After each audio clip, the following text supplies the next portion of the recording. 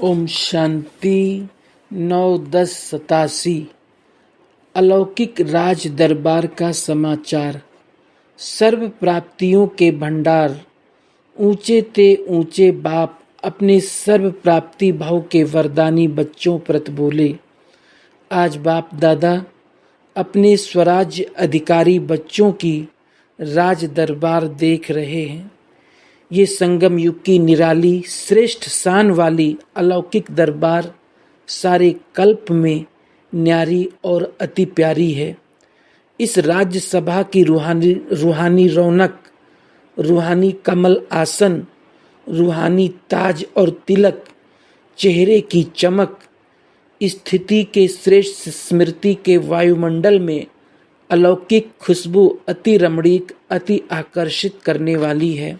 ऐसी सभा को देख बाप दादा हर एक राज्य अधिकारी आत्मा को देख हर्षित हो रहे हैं। कितनी बड़ी दरबार है। हर एक बच्चा स्वराज्य अधिकारी है तो कितने ब्राह्मण बच्चे हैं। सभी ब्राह्मणों की दरबार इकट्ठी करो तो कितनी बड़ी राज दरबार हो जाएगी। इतनी बड़ी राज दरबार किसी भी युग में नहीं होती। यही संगम युग की विशेषता है जो ऊंचे ते ऊंचे बाप के सर्व बच्चे स्वराज्य अधिकारी बनते हैं। वैसे लौकिक परिवार में हर एक बाप बच्चों को कहते हैं कि ये मेरा राजा बेटा है। वह इच्छा रखते हैं कि मेरा हर एक बच्चा राजा बने, लेकिन सभी बच्चे राजा बन ही नहीं सकते। ये कहावत परमात्म बाप की कॉपी की है। इस समय बाप दादा के सब बच्चे राजयोगी अर्थात स्व के राजे नंबरवार जरूर हैं, लेकिन हैं सभी राजयोगी। प्रजा योगी कोई नहीं है। तो बाप दादा बेहद की राजसभा देख रहे थे। सभी अपने को स्वराज्य अधिकारी समझते हो ना। नए नए आए हुए बच्चे राज्य अधिकारी हो वह अभी बनना है। नए नए हैं तो मिलना जुलना सीख रहे हैं। अव्यक्त बाप की अव्यक्त बातें समझने की भी आदत पड़ती जाएगी। फिर भी इस भाग को अभी से भी समय पर ज़्यादा समझेंगे कि हम सभी आत्माएं कितनी भाग्यवान हैं। तो बाप दादा सुना रहे थे अलौकिक राज दरबार का समाचार। सभी बच्चों के विशेष ताज और चेहरे की चमक के ऊपर न चाहते भी अटेंशन जा रहा है। ताज ब्राह्मण जीवन की विशेषता, पवित्रता का ही सूचक है।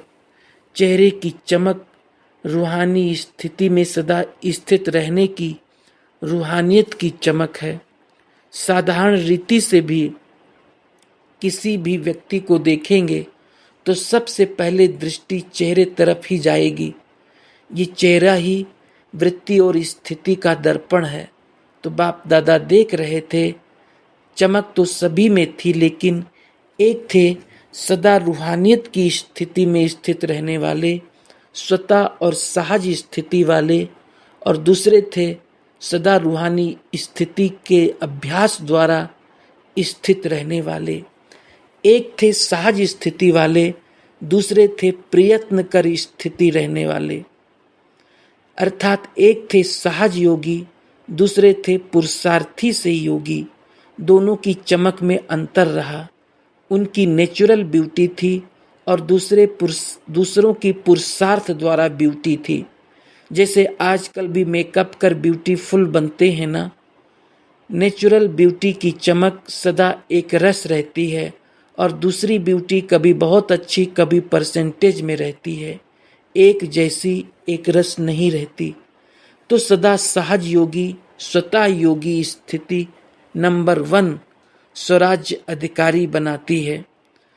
जब सभी बच्चों का वायदा है ब्राह्मण जीवन अर्थात एक बाप ही संसार है, वह एक बाप दूसरा न कोई। जब संसार ही बाप है, दूसरा कोई है ही नहीं, तो स्वतः और सहज योगी स्थिति सदा रहेगी ना। वह मेहनत करनी पड़ेगी। अगर दूसरा कोई है तो मेहनत करनी पड़ती है। यहाँ बुद्धि ना जाए वहाँ जाए, लेकिन एक बाप ही सब कुछ है, फिर बुद्धि कहाँ जाएगी। जब जा ही नहीं सकती तो क्या अभ्यास करेंगे। अभ्यास में भी अंतर होता है। एक है स्वतः अभ्यास है ही, और दूसरा होता है मेहनत वाला अभ्यास। तो स्वराज्याधिकारी बच्चों का सहज अभ्यासी बनना यही निशानी है सहज योगी स्वतः योगी की। उनके चेहरे की चमक अलौकिक होती है, जो चेहरा देखते ही अन्य आत्माएं अनुभव करती कि ये श्रेष्ठ प्राप्ति स्वरूप सहज योगी है। जैसे स्थूल धन व स्थूल पद की प्राप्ति की चमक चेहरे से मालूम होती है कि ये साहूकार कुल व ऊंच पद के अधिकारी हैं, ऐसे ये श्रेष्ठ प्राप्ति, श्रेष्ठ राज्य अधिकार अर्थात श्रेष्ठ पद की प्राप्ति का नशा व चमक चेहरे से दिखाई देती है। दूर से ही अनुभव करते कि इन्होंने कुछ पाया है, प्राप्ति स्वरूप आत्माएं हैं।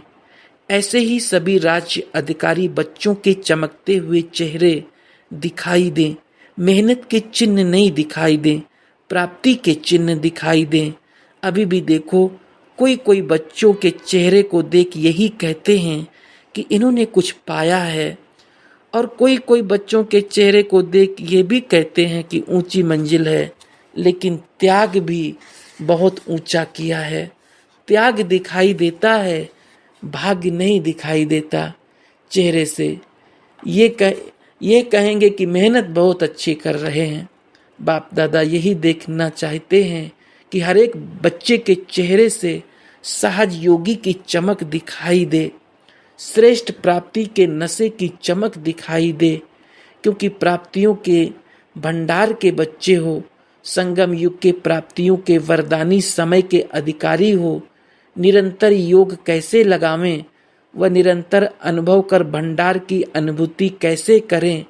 अब तक भी इसी मेहनत में ही समय नहीं गंवाओ, लेकिन प्राप्ति स्वरूप के भाग्य को सहज अनुभव करो। प्राप्ति का समय समीप आ रहा है। अब तक किसी न किसी बात की मेहनत में लगे रहेंगे तो प्राप्ति का समय तो समाप्त हो जाएगा। फिर प्राप्ति स्वरूप का अनुभव कब करेंगे। संगम युग को ब्राह्मण आत्माओं को वरदान है सदा प्राप्ति स्वरूप।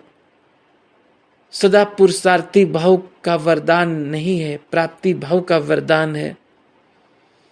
प्राप्ति भाव की वरदानी आत्माएं कभी भी अलबेलेपन में आ नहीं सकती, इसलिए उनको मेहनत नहीं करनी पड़ती। तो समझा क्या बनना है। राज्यसभा में राज्य अधिकारी बनने की विशेषता क्या है, ये स्पष्ट हुआ ना। राज्य अधिकारी होना, वह अभी सोच रहे हो कि हैं व नहीं हैं। जब विधाता के बच्चे वरदाता के बच्चे बन गए, राजा अर्थात विधाता देने वाला, अप्राप्त कुछ नहीं तो लेंगे क्या। तो समझा, नए नए बच्चों को इस अनुभव में रहना है, युद्ध में ही समय नहीं गंवाना है। अगर युद्ध में ही समय गंवाया तो अंतमति भी युद्ध में रहेंगे। फिर क्या बनना पड़ेगा, चंद्रवंश में जाएंगे या सूर्यवंश में। युद्ध वाला तो चंद्रवंश में जाएगा। चल रहे हैं, कर रहे हैं, हो ही जाएंगे, पहुंच जाएंगे। अभी तक ऐसा लक्ष्य नहीं रखो। अब नहीं तो कब नहीं, बनना है तो अब, पाना है तो अब। ऐसा उमंग उत्साह वाले ही समय पर अपनी संपूर्ण मंजिल को पा सकेंगे। त्रेता में राम सीता बनने के लिए तो कोई भी तैयार नहीं है। जब सतयुग सूर्यवंश में आना है तो सूर्यवंश अर्थात सदा मास्टर विधाता और वरदाता, लेने की इच्छा वाला नहीं। मदद मिल जाए, ये हो जाए तो बहुत अच्छा, पुरुषार्थ में अच्छा नंबर ले लेंगे, नहीं, मदद मिल रही है, सब हो रहा है। इसको कहते हैं स्वराज्य अधिकारी बच्चे। आगे बढ़ना है या पीछे आए तो पीछे ही रहना है। आगे जाने का सहज रास्ता है। सहज योगी स्वतः योगी बनो, बहुत सहज है। जब है ही एक बाप, दूसरा कोई नहीं तो जाएंगे कहाँ। प्राप्ति ही प्राप्ति है, फिर मेहनत क्यों लगेगी। तो प्राप्ति के समय का लाभ उठाओ, सर्व प्राप्ति स्वरूप बनो। समझा? बाप दादा यही चाहते हैं कि एक एक बच्चा, चाहे लास्ट आने वाला, चाहे स्थापना के आदि में आने वाला, हर एक बच्चा नंबर 1 बने। राजा बनना है, न कि प्रजा। अच्छा, महाराष्ट्र और मध्य प्रदेश का ग्रुप आया है। देखो महाशब्द कितना अच्छा है। महाराष्ट्र स्थान भी महाशब्द का है और बनना भी महान है। महान तो बन गए ना, क्योंकि बाप के बने माना महान बने। महान आत्माएं हो, ब्राह्मण अर्थात महान, हर कर्म महान, हर बोल महान, हर संकल्प महान, अलौकिक हो गए ना। तो महाराष्ट्र वाले सदा ही स्मृति स्वरूप बनो कि महान है। ब्राह्मण अर्थात महान चोटी। मध्य प्रदेश सदा मध्याजी भव के नशे में रहने वाले, मन मनाभव के साथ मध्याजी भव का भी वरदान है। तो अपना स्वर्ग का स्वरूप इसको कहते हैं मध्याजी भव। तो अपने श्रेष्ठ प्राप्ति के नशे में रहने वाले अर्थात मध्याजी भव के मंत्र के स्वरूप में स्थित रहने वाले, वो भी महान हो गए। मध्याजी भव हैं तो मन मनाभव भी जरूर होंगे। तो मध्य प्रदेश अर्थात महामंत्र का स्वरूप बनने वाले, तो दोनों ही अपनी अपनी विशेषता से महान हैं। समझा कौन हो? जब से पहला पाठ शुरू किया वो भी यही किया कि मैं कौन। बाप भी वही बात याद दिलाते, इस पर मनन करना। शब्द एक ही है कि मैं कौन, लेकिन इसके उत्तर कितने हैं, लिस्ट निकालना कि मैं कौन।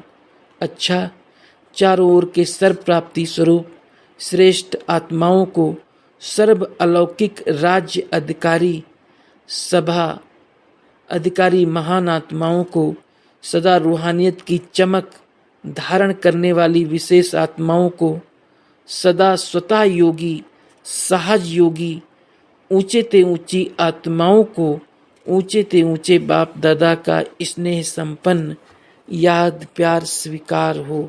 अच्छा, ओम शांति।